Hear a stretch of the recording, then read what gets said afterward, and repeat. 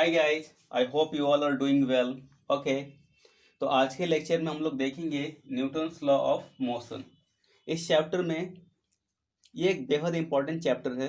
तो आज के लेक्चर में हम लोग न्यूटन्स लॉ का एक बेसिक कंसेप्ट को देखेंगे। तो उसको हम लोग एक प्रॉब्लम के थ्रू समझेंगे कि वो क्या होता है और वो कैसे वर्क करता है और उसको हम लोग कैसे प्रोसीड करते हैं इन एप्लीकेशन में।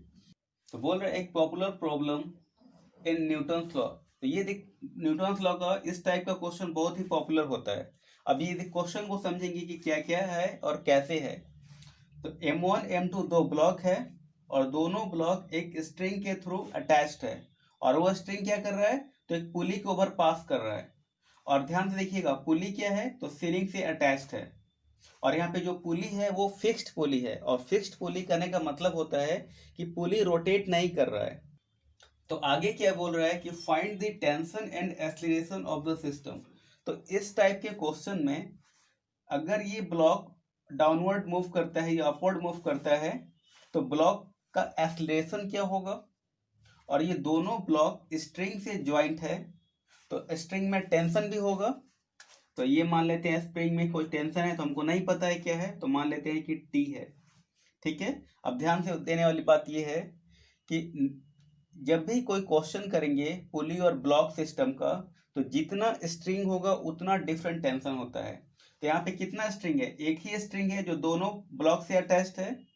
तो इस बात को हमेशा ध्यान में रखिएगा कि जितना स्ट्रिंग होता है उतना डिफरेंट टेंशन होता है।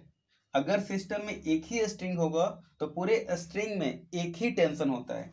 तो ध्यान से देखिएगा, ये M2 ब्लॉक है तो इसमें फोर्स ऑफ ग्रेविटी लग रहा होगा M2G।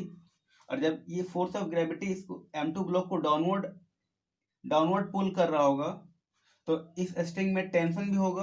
तो टेंशन का मैग्नीट्यूड क्या है हमको नहीं पता है, वो फाइंड करना है। तो लेट कर लेंगे T। और आप जानते हैं क्या कि सिस्टम में अगर एक स्ट्रिंग होता है तो पूरे स्ट्रिंग में एक ही टेंशन होता है। तो ये क्या करेगा, ध्यान से देखिएगा, तो इधर T, तो ये ब्लॉक जब नीचे जा रहा होगा तो ये पुली क्या करेगा, इस ब्लॉक को ऊपर की तरफ खींचेगा। तो स्ट्रिंग में क्या होगा, टेंशन हो जाएगा, टी ऊपर की तरफ खींच रहा है। तो न्यूटन्स थर्ड लॉ से ये ब्लॉक भी स्ट्रिंग को डाउनवर्ड खींचेगा अपनी तरफ टी से। ओके, अब ध्यान से देखिएगा, तो ये M2 ब्लॉक है तो इसमें भी फोर्स ऑफ ग्रेविटी M1G लग रहा होगा डाउनवर्ड। तो जब ये फोर्स ऑफ ग्रेविटी इसको डाउनवर्ड खींच रहा होगा, ठीक है, तो पुली भी क्या करेगा, इस ब्लॉक को अपनी तरफ खींचेगा टी टेंशन से।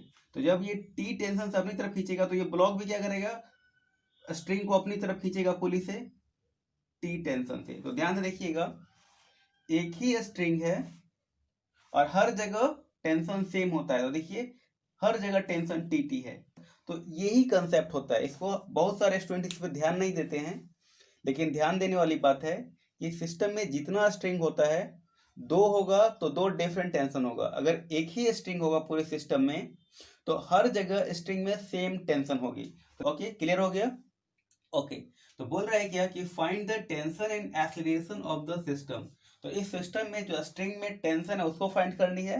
और ये ब्लॉक ऊपर जाएगी और ये नीचे जाएगी तो सिस्टम में ब्लॉक का एक्सीलरेशन क्या होगा। तो हमको ये भी नहीं पता है कि क्या एक्सीलरेशन होगा। तो जो चीज नहीं पता होता है उसको मान लेते हैं ए।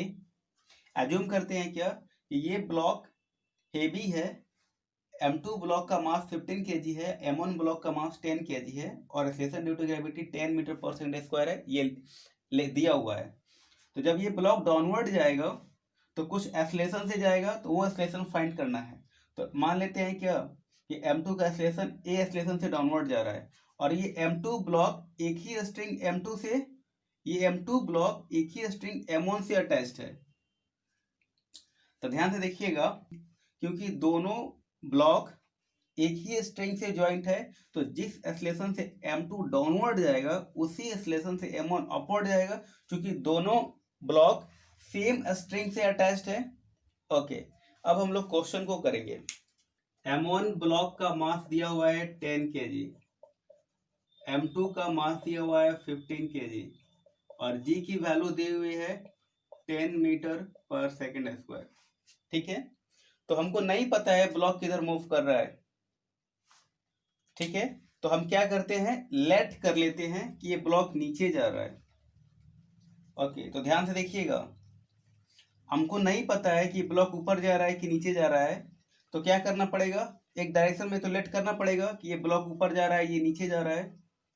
तो अगर आप ये लेट करते हैं कि ये ब्लॉक नीचे जा रहा है, ठीक है, तो जब ये ब्लॉक नीचे जाएगा एक्चुअली रियल में भी, तो जो एक्सलेशन निकालेंगे उसकी वैल्यू पॉजिटिव आएगी। या फिर अगर आप लेट करते हैं कि ये ब्लॉक नीचे जा रहा है पर रियल में ये ब्लॉक ऊपर जाएगा, तो उस केस में एक्सलेशन की जो वैल्यू आएगी निगेटिव आएगी। तो हम लेट करते हैं क्या कि ये ब्लॉक डाउनवर्ड जा रहा है M2, तो जब M2 डाउनवर्ड जाएगा तो कोई फोर्स उसको खींच रहा होगा डाउनवर्ड के डायरेक्शन में। तो कौन फोर्स खींच रहा है, तो फोर्स ऑफ ग्रेविटी इसको नीचे ले जा रहा है M2G।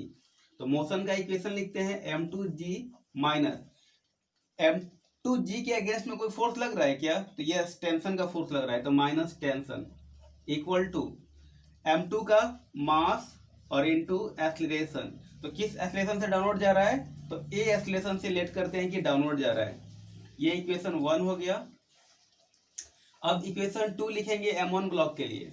तो M1 ब्लॉक ऊपर जा रहा है, तो M1 को ऊपर ले जाने के लिए कौन फोर्स रिस्पॉन्सिबल है, टेंशन का फोर्स, तो T माइनस, और M1 की टेंशन के फोर्स के अपोजिट डायरेक्शन में टेंशन के अगेंस्ट में कौन सा फोर्स लग रहा है, तो M1G। और M1G किस एक्सीलरेशन से ऊपर जा रहा है, तो जिस एक्सीलरेशन से M2 नीचे जाएगा उसी एक्सीलरेशन से M1 ऊपर जाएगा, क्योंकि M1 और M2 सेम स्ट्रिंग से अटैच्ड है। ये हो जाएगा M1 का मास इनटू एक्सीलरेशन। ये समीकरण, ये हमारा इक्वेशन 2 हो गया। अब क्या करते हैं, दोनों इक्वेशन को ऐड कर देते हैं, एडिंग इक्वेशन 1 एंड 2। तो ये T और ये माइनस T कैंसिल हो जाएगा। फिर ये देखिए आपको हो जाएगा M2 माइनस M1G, दोनों में से G को कॉमन ले लेंगे तो M2 माइनस M1 और फिर इक्वल टू, फिर दोनों में देखिए A इन्वॉल्व है तो A को बाहर ले लेते हैं, तो ये हो जाएगा M1 plus M2 into A। दोनों इक्वेशन को ऐड कर रहे हैं, ठीक है। अब देखिए ध्यान से, जो जो वैल्यू दिया हुआ है क्वांटिटी का उसका वैल्यू पुट कर देते हैं। तो M2 का वैल्यू कितना दिया, 15 kg, M1 का 10 kg, तो ये हो जाएगा 5, और G का वैल्यू कितना है 10, और M1 15 और M2 10, तो 25 A हो जाएगा। ओके, तो ये आपका हो जाएगा 50 इक्वल टू 25A। तो यहाँ से A की वैल्यू मिल जाएगी 50/25, ये आ जाएगा 2, और A क्या है, एक्सीलरेशन। तो एक्सीलरेशन का यूनिट क्या होता है, मीटर पर सेकंड स्क्वायर। इसका मतलब हुआ कि जो M2 ब्लॉक है इस सिस्टम में 2 मीटर पर सेकंड स्क्वायर के मैग्नीट्यूड से नीचे जा रहा है, डाउनवर्ड जा रहा है, ठीक है। ओके, अब टेंशन फाइंड करनी है, तो इस A की वैल्यू दोनों में से किसी भी आप एक इक्वेशन में पुट कर सकते हैं, टेंशन फाइंड कर लेंगे। मान लेते हैं सेकंड में पुट करते हैं, तो सेकंड इक्वेशन में अगर A का वैल्यू पुट करेंगे तो हमारा टेंशन मिल जाएगा। तो T minus M1G equal to M1A। तो अब देखिए T इक्वल टू मिल जाएगा M1A, और ये माइनस उधर जाएगा तो M प्लस M1G। अब जो जो वैल्यू दिया पुट कर देंगे, तो M1 का वैल्यू कितना है 10, और A का वैल्यू कितना है 2, तो हो जाएगा 20, और M1 10 और G का वैल्यू कितना है 10 है, तो 100 हो जाएगा। तो ये टोटल हो जाएगा 120, और 120 वाट। तो T क्या है, टेंशन है, और टेंशन का यूनिट क्या होता है न्यूटन, तो 120 न्यूटन। तो ये रहा, स्ट्रिंग में टेंशन भी मिल गया 120 न्यूटन, और सिस्टम में जो ब्लॉक का एक्सीलरेशन है वो 2 मीटर पर सेकंड स्क्वायर है। तो दोनों क्वांटिटी हमारा मिल गया, तो एकदम इजी क्वेश्चन था। तो इस तरह से हम पुली और ब्लॉक के सिस्टम को सॉल्व करते हैं।